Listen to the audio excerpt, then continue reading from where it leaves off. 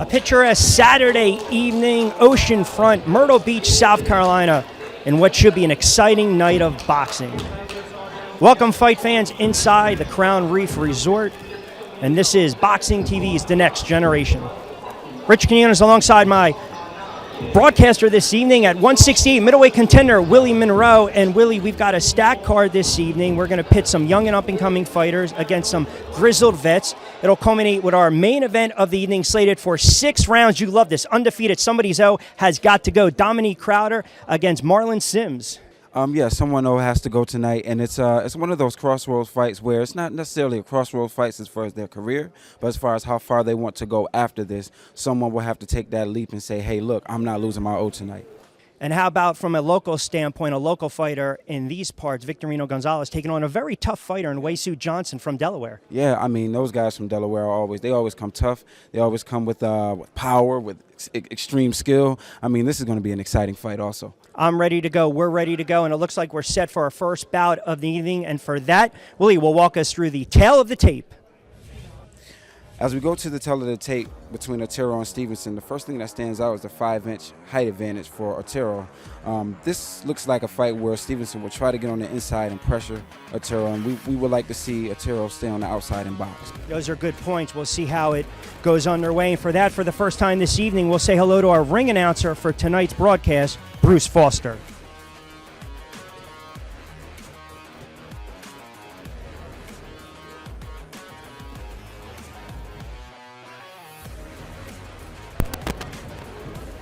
Hello, ladies and gentlemen, and welcome to the Crown Reef in Myrtle Beach, South Carolina. We're ready for a big night of boxing, brought to you by Christie Salters Martin Promotions.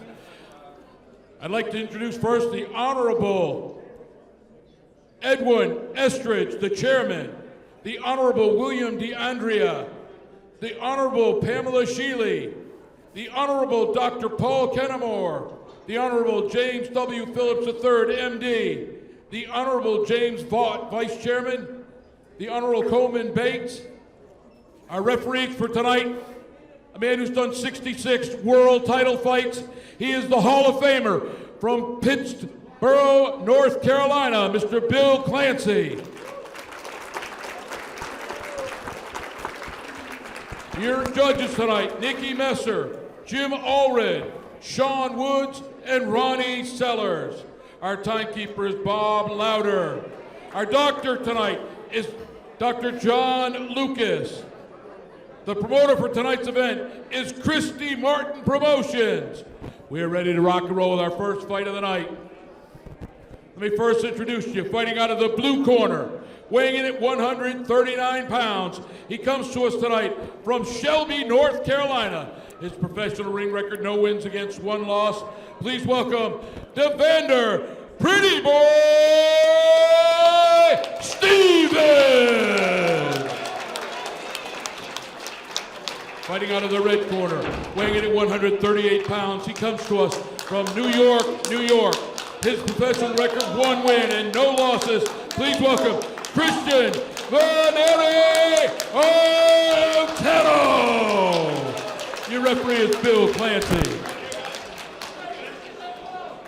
right, gentlemen, scheduled for 4 rounds. Went through rules in the back. I expect a good, clean fight. Protect yourself. You must obey my commands. Both your trunks are perfect. All punches above the line. Touch them up. Good luck. God bless. 4 rounds of boxing. Here we go.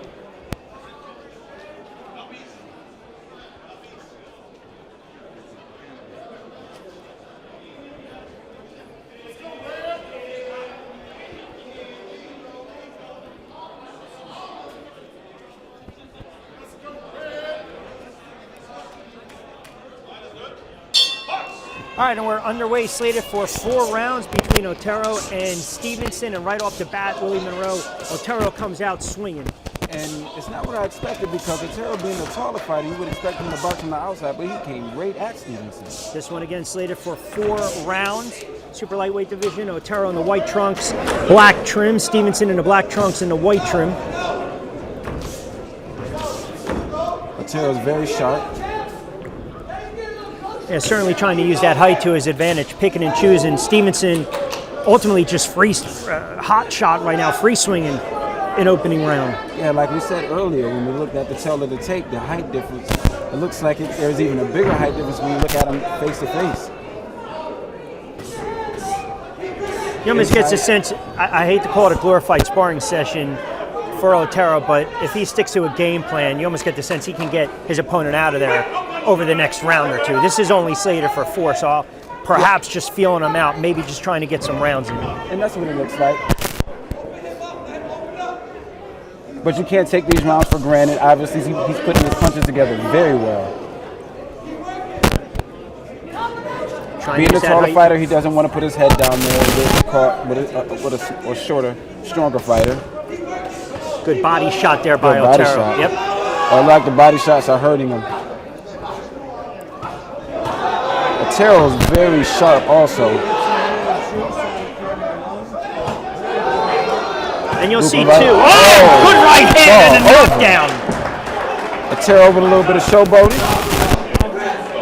Stevenson makes it to his feet. Like I said, okay, cool.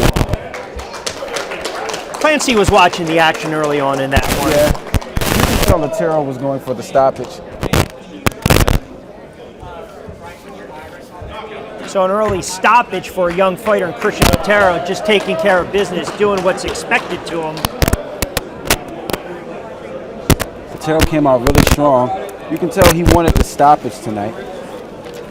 You can tell he wanted the stoppage tonight from the way he was putting his punch. Like he's ready to go. Ladies and gentlemen, 1 minute, 42 seconds into the first round, your winner by knockout and still undefeated, Christian Otero!